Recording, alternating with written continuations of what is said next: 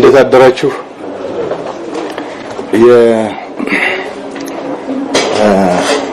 ያው አሁን በአሁኑ ጊዜ በአገራችን እየተካሄደ ያለው እንቅስቃሴ ታውቃላችሁ።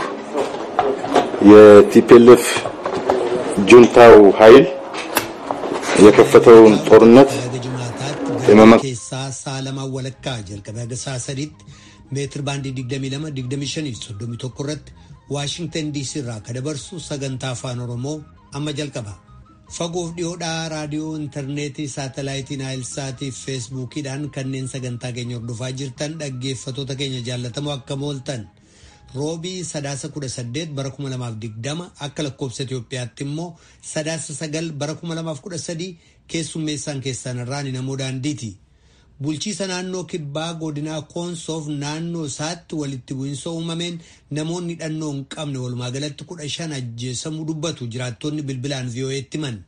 Kan eega jalqabame torban lama guutiin waraansi naannoo Tigraayitti geggeessamaa jiru dhiibbaan inni biyyoota ollaa keessatti fidu dabalaa jira jedhu xiinxaltoonni. Naannoo Benishaangul Gumuz godinaa Matakkal keessatti nageenyi dhabamuu fi namoonni dhannoo hin qabne ajjeesamuun maaliif daddabalee mul'ate? kanarratti hayyoota haala naannoo sanaatti dhiyeenya qaban lama dubbisnee jirra. Kanneeniif kabiroodhaaf aga xumura sagantaa keenyaatti nu waliin turaa jenna dhaggeeffatoota keenya. Piroodyuusariin Tamsaasarraa Faasil Gabayyoo, Tamsaasa Intarneetiif miidiyaa hawaasummaa akka qindeessitu immoo Tigist Gammeetii oduuf gara soraattan sin dabarsa. Babarootoolee Ansoora Alakeeti. Akka itti gaafataman guddaa waraana Itoophiyaa Itamaa Joor Biraanuu Juulaa jedhetti waraana Itoophiyaa seera kabachiisuuf bahe mata waraanaa cufattuu moo'uutti jira. Akka jechitti gaafatama waraana Itoophiyaatti waraana Itoophiyaa Tigraay gama dhihaa Danshaa Bakorii haga Adigoos Hadi Hagaraay Hadi Guzmaan cabse seeneetiin arda shiraaroo to'ate. Tigraay gam kibbaatti ammoo waajaa haga koron fudhateetiin durma deemuu jira jedhan. Tigraay gam bahaalle carcar mehoone raayyaaf qobboo fudhateetiin dahoo dhagaallee caccabsee jedhu. Gam haaliin ammoo akka bulchiinsi labsii muddamsuu jedhetti gareen waatfaani misooma hedduu balleessuu jiran naannoo isaanii keessa. Karaa maqaleen dhaqan irraa riqaa gugurdaa 4 cabsan shiree faksumilleetti karaa asfaaltii qotanii boolla tolchaniidhan. Kamkaanin ammoo tarkaanfiin mootummaan garee waatirratti fudhateeni. Ibsee bisaaniif bilbilii 7-1 dhaabadalleen akka warri lafa jedheedhanitti amma dhaayyuu deebi'anii jedha Mesfiin Arraagee oduu achi ergeen. Ministeerri Hajaa Alaa Ameerikaa Maayik Pompeeyoo waraanii TPLF lol biyya laallee wal qabsiisuu fi torban darbe keessa Eertiraa loluun waan ta'uu qabaatii miti jedheetiin morme. Tanumaafuyyoo akka TPLF fi bulchoota Itoophiyaa muddamsuu tana dhaabaniitiin naga deebisanii nama nagaalleetti isaan gaafannaa jedhe Tiwiitar irratti kalee barreesse. Embasiin Ameerikaa Itoophiyaa jirulleen kalee ibsi Tiwiitar irratti baaseen sochii waraana naannoo Tigraayitti jiraniin intarneetiif bilbilii cite hin deebinee jedheeti. Embasiin Ameerikaa tokkummaa mootummootallee dabalateetiin yoo danda'am lammii isaa achi baasu ta'uu baannaan ammoo fulmu jiranitti akka feegan gaafate itti dhaame. UK'tti ministeerii Hajaa Alaa Afrikaa James Dadridge ergaa Tiwiitarii kalee barreesseen akka muddamsuun Itoophiyaa keessa jirtu ariitiin dhaabattu gaafate. Waraan torban dabre Eertiraan lolan jedheefi jeequmsi Itoophiyaa keessa jiruuni siniifu jedhaniiti naga namaallee tissuu malanii jedha. Dhaabbilee qarqaarsaa waliin ta'aniitiin jara waraana baqata kan qarqaaruuf itti jirraa jedha ministeerri kunin. Bulchiinsa naannoo Hararii dhimma waraanaatiif galmee seer malee horii walitti guuran qabe warra tanaan shakkan 14 man murtii dhiyeessee jedha.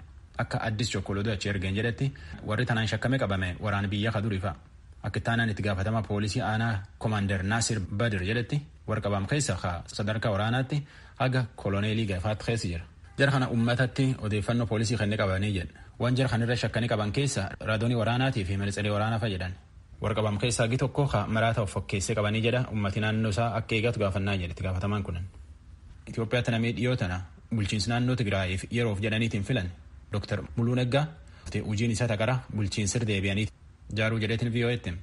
Dr. Muluu seermaan maarii federeeshiniitiin filanii jedhe akka jechaa Dr. Muluutti chaartariin haara'ee naannoon bulchanillee yaayyuu qophoofte. Eegee hojii mootummaan ammaan tan itti jiru kan tun dhumatte hojiirra ooltii jedhee jedhe Iskindar Fireew ka oduu tan nu erge. Waldhabdiyoo tana mootummaa naannoo kibbaa gara konsoo keessa dhalatteene nama 15tti tana lubbuu dhabee jedhe. Itti gaafatamaan biiroo nagaa naannoo suni Obbo Alemaayyoo Baawudee waan rakkoo tana qorachuu jiranii jedhee jedha. Yoonataan Zebdiyoos oduu achi ergeen yaalanne nutti. Bulchiisa naannoo kibbaa godina koonsoo aanaa daraashee aleenaa fi amaaroo gandeen buniitii fi gomaayidee akkasumas magaalaa saganii fi naannoo isheetti qabeenya uumamaa irratti walitti bu'iinsi waggoota dheeraaf gaggeeffamaa lubbuu namaa galaafataa ture sun ammas itti fufee jira. Godina koonsoo fi aanaa addaa aalee gidduu ganda koolmee keessatti irra deebi'uun walitti bu'iinsa uumameen namni 3 ajjeefamanii kanneen biroon madaa'u ijaan argineerraa kanneen jedhan VOA'f ibsanii jiru. Nagaa eega dhabnee kabubbullee ta'uus xumurri tokko ittiin kennamne jechuudhaan jiraattonni mootummaa bulchiisa naannoo sanaa fi kan gandeen isaanii komatu. Gama kaaniin magaalaa Saganiif naannoo isheetti haleellaan gaggeeffamaa jira jedhameen namni siviiliin 12 ajjeefamaniiru. Hidhattoota naannoo fi kan Onag Shaneetu harka keessaa qaba jechuun jiraattonni maqaan isaanii akka hin ibsamne gaafatan dubbataniiru. Itti gaafatamaa waajjira nagaaf nageenyaa ka bulchiisa naannoo kibbaa obbo Alamaayyoo Baawude walitti bu'iinsi jiraachuu mirkaneessanii naannoo tasgabbeessaa fi ittiin ka'umsa walitti bu'iinsa kanaa qorataa jirraa jedhaniiru. Baatii 5 dura aanaa addaa Aallee fi godina Koonsoo gidduutti abbummaa lafaa irratti gaaffii ka'ee hordofee walitti bu'iinsa uumameen namoonni 25 caalaan ajjeefamuu fi abbaa warraa 1,000 lakkaa'aman manaaf qe'ee isaaniirraa godaanuuf dirqamuun isaanii ni yaadatama jechuudhaan Yoonaataan Zabdiyoos hawaasaarraa gabaaseera. Akka warri lafaa jedhutti rakkoon Binishaangul keessaa kaanamii irratti lubbuu dhabuu fi jiru ammallee fala hin arganne. Warri lafaa bulchiinsa iyyuu tanaan himata. Bulchiinsa ammaa ammoo caasaa bulchiinsa haaraa ijaaramuu jira jedhe. Guyyaa lamaan durallee takka warri lafaa jedhutti nam 3 tanaan lubbuu dhabna. Rakkoon dhiyoo tana nama gara 40 dhiyaatan irratti fixanillee fala hin arganne jedhee jedhe. Har'allee akkuma kanaa jedhu warri lafaa bulchiinsa ammaa ammoo ergamtoota dhihaatiitti akka nam fixuu jira jedhe. Suni itti gaafatamaan biiroo nagaa naannoo suni Gaashuu Dhugaas dubbiin dhiwaattuun dhiyoottuu dhumattii fi jedhee jette Asteer Misgaanaa oduu tanachi ergite. VOA Afaan Oromoo caqasuu jirtan. Ministeerri Haajaa Alaa Ameerikaa Maayik Pompeeyoo Joorjiyaa dhageetiin bulchoota biyyisuuniitiin Tibiliis keessatti wal mari'ate. Walabummaa Joorjiyaa akka deeggaruu fi demokiraasii biyyisuunillee jabeessuuf mirkaneesseef Pompeeyoon biyyoota jaalleewwan Ameerikaa, Awurooppaa fi jidduu galbahaa jiran jedhetti imaltuu dhaquu jira. Pireezidaantii Joorjiyaatiif muummee ministeera biyyisuunillee wal mari'achuuf karoora qaba. Ameerikaan Joorjiyaa gargaaruun dhiiftuu jedhe. Keessattuu yoo Raashiyaan ukkaamsiteetiin biitan irtaa'uu jirtutti jedha. Kutaa Joorjiyaa lam Saawuz Oseetaa fi Akaaziyaa ganna 12 dura Raashiyaan irrumaan fudhatteetiin amma harka qabdi. Pompeeyoon achumaan Israa'elillee dabreetiin muummee ministeera biyyisuunillee wal mari'ata. Pireezidaantiin Ameerikaa Doonaald Tiraamp kaleellee itti gaafatamtoota mootummaa keessaa tokko hojii irra buuse. Namni hojii irra buusan kun daayirektari caasaa nagaatii fi to'annoo nagaa caasaa nagaa elektirooniksiiti Christopher Krebs. Namni kun filannoo Ameerikaa irratti dubbii dhara dubbatee jedhanii hojii irra buusan. Krebsiin kun filannoon Ameerikaa tabarana pireezidaanti Tiraamp jedhsuun hin taane hin hatamne wanni waliin dhaamellee hin jirtu jedheetiin dubbate. Namni hojii irra buusan kun dhugaa jenne ammallee sunum jenna borillee sunum jennaa jedheetiin Tiwiiterii irratti barreessa. Pireezidaanti Tiraamp filannoon Ameerikaa tabarana waan seer filannoon guutiin hedduu qabna sitaan ammoo seeraan gaafannaa jedheetiin marroo hedduu Tiwiiterii irratti barreessuu jira. Joo Baayiden namni filannoo pireezidaantummaa Ameerikaa mo'ate jedhanii labsanii fi bulchiinsaaf of qopheessuu jira. Waan nagaa biyya irraalleetti kalee odeeffannoo mootummaa irraa argate. Dhaabbilee mootummaatiin wal mari'ate. Baayiden sila ammatti mootummaa yayyabachuuf bajet argateetiin waan hedduu qopheeffachuuf eegachuu jira. Bulchiinsilleen hojii mootummaa ittaanu kennuuf sila ammatti waan hedduu mallatteessee qopheessuuf malee jedhe. Obomboleettiin Awutaa jedhani ardii Sentiraal Ameerikaa irra maruu jirtu taanii xiqqoo miil cabsattulle ammaan tanallee Nikaraagaatti bubbeef lolaatti gadhiisuma jirti. Hagee dalakanii qofatti akka dhaabii to'annoo qilleensa Ameerikaa Maayaamii jiru jedhutti Awutaan sa'aatiitti kiiloomeetirii 65 ceetee Honduuraasuu dabarte. Obomboleettiin tunin edan qof bisaan laf kiiloomeetirii 7 haga kiiloomeetirii 20 gahan lafa gallakkisu jedhanii eeguu jiran warri dhaab qilleensaa. Haa taatu ammoo miil cabsachaa deemuu jirti. Bubbeen bubbiftuun tunin Khaleefaa sa'aatiitti kiiloomeetirii 210 caali ceetee Nikaraagaa geette. Adoo sun hin beekanu humni dabalatteetiin sa'aatiitti kiiloomeetirii 250 ceeteetiin sadarkaa 5 geetti. Waan itti qajeelti garballee gargaggalcha biyyatti facaafti. Yoo akkan ceetu kana.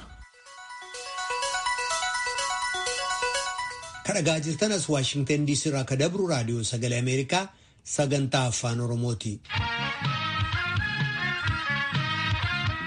Kan eega jalqabame torban lamaan guutiin waraansi naannoo Tigraayitti geggeessamaa jiru dhiibbaan inni biyyoota ollaa sanaa akka Sudaan, Eertiraa fi Somaaliyaa keessatti fidu dabalaa jiraa jedhu xiinxaltoonni.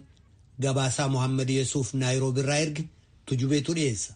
Loltoonni mootummaa Itiyoophiyaa lola torban lamaa booda magaalaa Maqalee irraa fageenya kiiloomeetira 120 irra kan jirtu magaalaa Alammaaxaa to'annaa jala oolchan. Mustafaa Alii hayyuu dhimma nageenyaa akka gaanfa Afrikaati.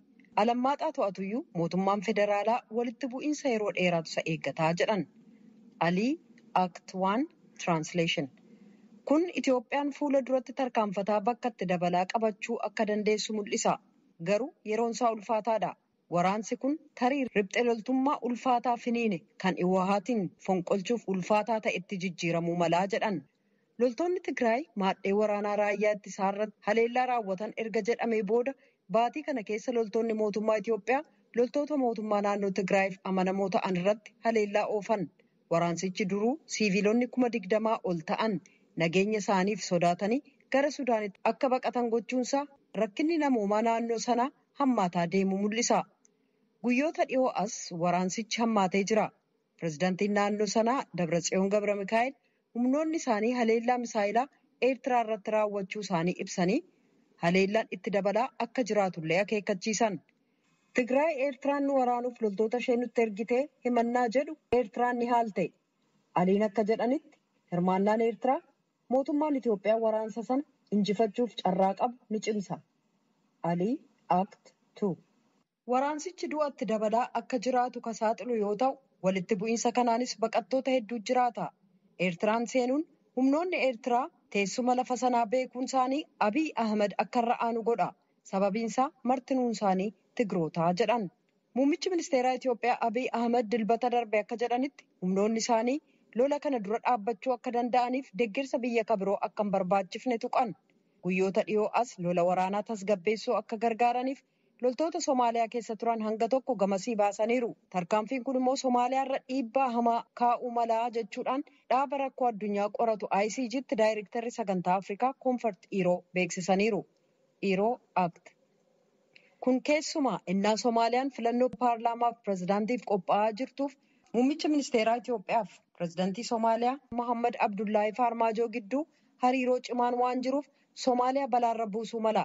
Dhimmi akkaan yaaddessaan yeroo ammaa kan nageenyi ishee laaffataa ta'e Sudaaniif Somaaliyaan immoo innaa filannootti deemaa jirtutti maal ta'uuf akka jiru jedhan. Biyyoota uffee Saharaa gad jiraniif xiinxalaatti kan nagaa akka ta'an Toomaas Marfii gama isaaniin walitti bu'iinsichi haala nageenya biyya keessaaf rakkisaa ta'a jedhan. Marfii Act.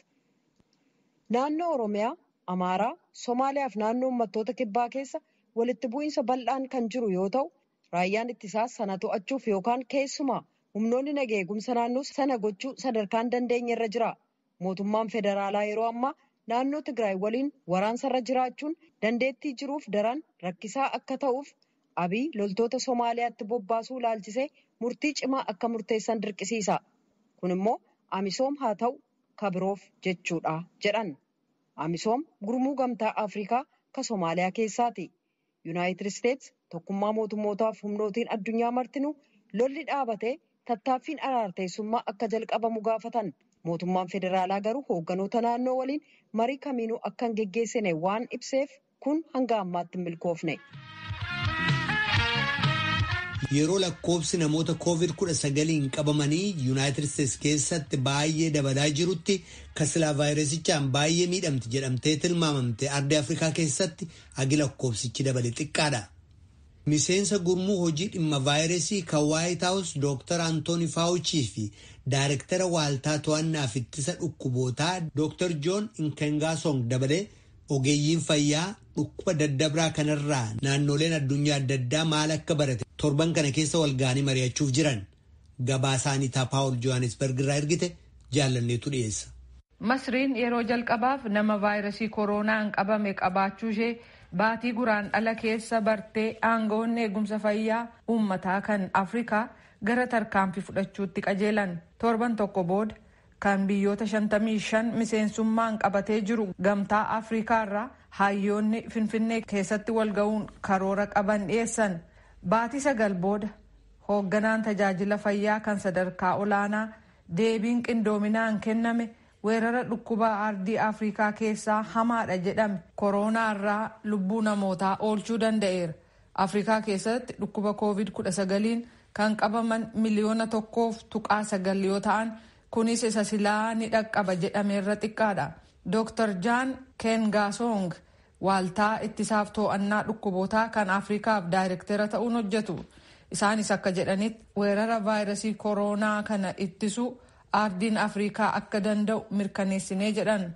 The key unifying leadership of the continent very early on in February has been a very critical factor in. Dhimmi ijoon hoogganoota ardii Afrikaa dursinee baatii guraandhala keessa tokkummaan akka karoorfatan gochuu keenyatu vaayirasiin koronaa akka hin facaane ittisuu irratti gargaare.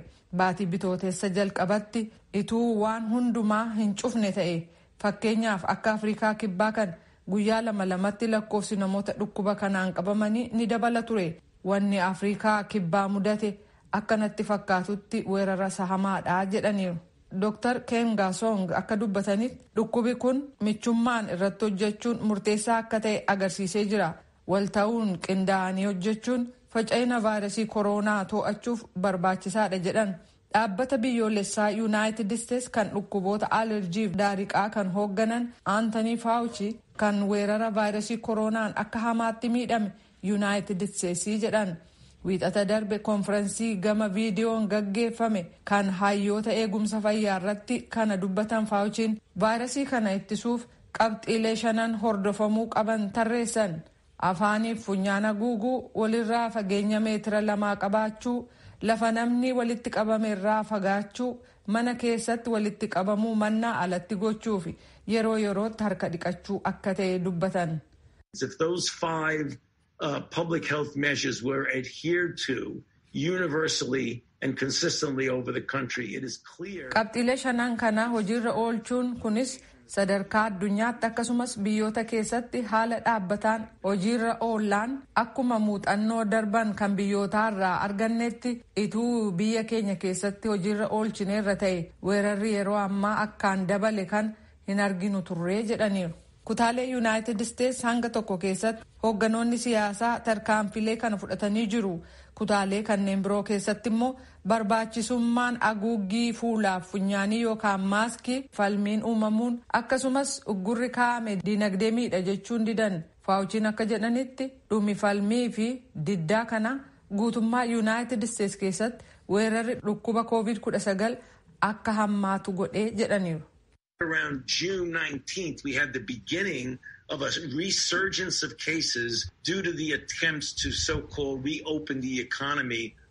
Gara waxabajjii 19tti diinagdee fi biyyattii deebifnee bannaa jedhan yeroo sanatti weerarri kun irra deebi'ee ka'uu eegale. Qajeelfamni hordofamuu qabus akkuma kutaalee biyyattii adda adda ture. Sana booda weerarri deebi'ee ka'uun namoonni gara 70,000 ta'an dhukkuba koovidiin qabaman. San booda lakkoofsi kun gara 40,000tti gadi bu'e yeroo hanga tokkoof. Amma giddugaleessaan 86,000 ol guddateera. Kunis ka torban tokko giddugaleessaan yoo ilaalledhaa jedhan. Mee 80,000 jennu. Baatii keessa jirru sadaasa gaafa 4 guyyaa tokkotti nama 100,000tu qabamee jedhan Faawuchiin. Yuunivarsiitiin Jaan Hapkins akka jedhutti Yuunaayitid Isteetsi yeroo ammaa namoota COVID-19 qabaman miliyoona 11 caalaa akkasumas lakkoofsi namoota dhukkuba kanaan dhumanii 250,000 ga'ee jira. Gama biraan waaltaa to'annoo fi ittisa dhukkubootaa kan Afrikaa irraa Dr. Ken Gasong akka jedhanitti hoogganoonni Afrikaa weerarri marsaa biraa dhufuu waan maluuf jecha tarkaanfiin vaayirasicha ittisuu akka barbaachisu dhiibbaa gochaa jiran. Kunis keessumaa Aljeeriyaa, Tuniisiyaa, Keeniyaa fi Afrikaa kibbaa keessatti jedhu. There's a very worrying tale is beginning to emerge and we are recording now about 10,000 cases per day. Waan akka yaaddessaa ta'etu mul'achuu jalqabe. Yeroo ammaa guyyaatti namoota vaayirasii koronaan qabaman 10,000 galmeessina. Yoo waan tokkoon hojjetamu ta'e ammas ta'e booda weerarri marsaa lammataa nu mudachuu malaa jedhaniiru. Namoonni Afrikaa qaamaan otoo hin taane yaadaan tokko taanaan ardittiin vaayirasii kana injifachuu akka dandeessu addunyaatti agarsiisuuf jirraa jedhu Dr. Ken Gasong. Naannoo Benishaangul Gumuz godinaa Matakkal keessatti nageenyi dhabamuuf ittiin ka'insisaa heerri naannoo sanaa jiraattota saba Benishaangul hin ta'in abbaa lafaa ta'uu dhorkuudhaa jedhu Piroofeesarri Gargaaraan Daamxoo Tasammaa. Ogeessi seeraa obbo Tamasgeen Gammachuu immoo gama isaaniitiin ibsawwan paartiilee garaagaraarraa ba'anirraa kan ka'e saboonni naannichaa keessumaa warri Gumuz lafa isaanii waan dhaban waan itti fakkaatuuf wal dhibdeen uumamaa jedhu. Barsiisaa Daamxoon walitti bu'iinsa kana keessa jiddu seentummaan waan akka jirutti amanu. Obbo Tamasgeen immoo rakkoon kanuma hoogganoota mootummaati jedhu. Dhimmichi furmaata siyaasaa akka barbaadullee dubbatu hayyoonni lameen. Naakoor Malkaatoo Amborraa gabaase. Naannoo Beenishaangul Gumuz godina Matakkal keessatti baatiiwwan darban muraasa keessatti mootummaan akka jedhutti addi bilisa baasaa uummata Tigraay hidhattoota Gumuz leenjisee maallaqaan gargaareef hidhachiiseen lubbuun lammiilee nagaa hedduu darbaa akka ture kan gabaafamaa ture. Godinni Matakkal labsii yeroo tattamaan bulchiinsa koomaandii poostii jalatti akka bulaa jirtu kan himamus ta'u darbuu lubbuu namoota hin hidhatinii hambisuu hin dandeenye akkasumas buqqaatii irraa isaan baraaruu hin dandeenye jechuudhaan kanneen ceephaan hedduudha. Yeroo tokko tokko bifa sabummaa qabaachuudhaan yeroo biraa immoo haaluma waliigalaatiin lubbuu lammiilee nagaa godina Matakkal keessatti darbaa turee fi rakkoowwan godina Matakkal keessatti uumamaa turaniif sababa isaa maali jechuudhaan hayyoota dubbisnee turre. Piroofeesara Gargaaraa Daamxoo Tasammaa Yuunivarsiitii Dabra Biraanitti barsiisaa saayinsii siyaasaa fi quunnamtii idil addunyaati. Ka'umsa rakkoo Matakkalii kan jedhan haala kanaan ibsanii jiru.